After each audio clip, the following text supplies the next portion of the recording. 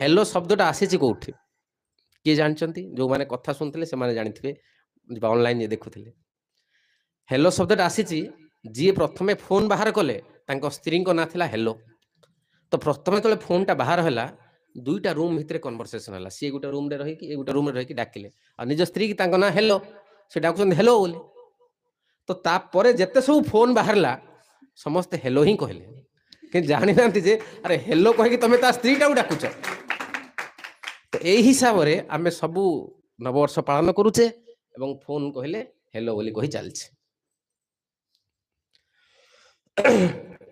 तो सेथि पई ए नववर्ष आम आध्यात्मिक जीवन पाई जबा जने व्यक्ति पाई कोनोसी प्रकार उपादेयता नाही आम पाई गौरी वैष्णव पाई नववर्ष हला गौरांग महाप्रभुंकर जन्मतिथि गौर पूर्णिमा जाको आम गौराब्द बोली कहू जेमिति